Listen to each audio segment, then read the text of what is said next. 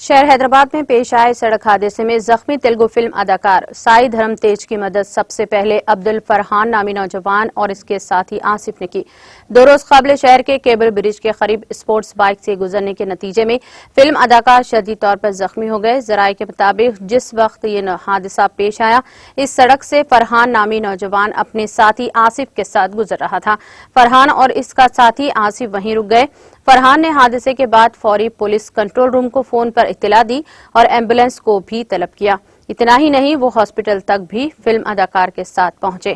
فرحان کا تعلق شہر حیدرآباد کے نواحی علاقے اللہ ریڈی گڑا سے ہے بتایا جاتا ہے، جو نظام پیٹ کے شاپنگ مال کے پارکنگ میں کام کرتا ہے۔ یہ نوجوانوں کی انسانی ہمدردی کی وجہ سے فلم اداکار کو فوری ہاسپٹل منتقل کرنے میں کامیابی حاصل ہوئی۔ اس نوجوان نے میڈیا کو بتایا کہ اداکار کی گاڑی کی رفتار زیادہ تھی۔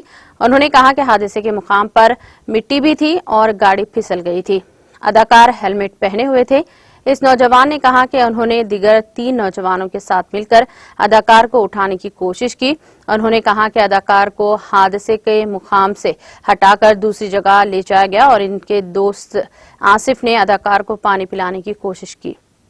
بعد ازاں ایمبولینس کو فوری فون کرتے ہوئے طلب کیا گیا اور اس کے والیٹ میں دیکھا گیا کہ آیا ان کے پاس کوئی سیل فون ہے اور فون لاک تھا۔ بعد ازاں وہ ان کے دوست آصف نے ایمبولینس میں اداکار کو ٹال کر ہاسپٹل منتقل میں مدد کی ہے۔